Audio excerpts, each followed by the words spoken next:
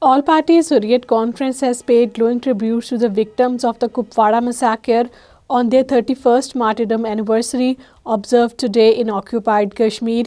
Indian troops had brutally killed 27 innocent Kashmiris on this day in 1994 as a punitive act against the people of the Kupwara for observing a shutdown on the Indian Republic Day, January 26. On the occasion of India's 76th Republic Day, Sikhs gathered outside the Indian Embassy in Washington, D.C. to stage a protest and raise slogans in support of the Khalistan. Protesters, including Khalistani flags, voiced their support for the creation of an independent Sikh homeland, demanding global referendum for the formation of Khalistan in the Indian Punjab. A Dalit professor in the Madhya Pradesh Sindhi district has faced severe harassment, including threats, abuse, and attempted attack on his life after refusing to attend a Rashtriya Swayamsevak Sangh meeting reportedly organized by his colleagues. Ramjas Chaudhary, a guest faculty member at the Government Arts and Commerce College, said he was targeted by the 4 faculty members after he declined their invitation to be meeting in the October 2023.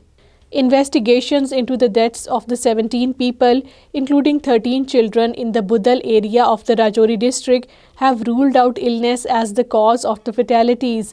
The medical tests have ruled out illness as the cause of the deaths, instead pointing to the toxins to be responsible for the deaths. British Kashmiris gathered outside the Indian consulate in the Birmingham to observe India's Republic Day as a Black Day, protesting against India's occupation of the Jammu and Kashmir. Demonstrators raised pro-freedom and anti-India slogans while carrying placards and the flags condemning the ongoing oppression in the occupied territory. India recorded 59 communal riots in 2024, marking an 84% increase as compared to 2023, which saw 32 such incidents, according to a report titled Hegemony and Demolition: The Tale of the Communal Riots in India in 2024. The study is based on the reports from the leading Mumbai-based newspapers.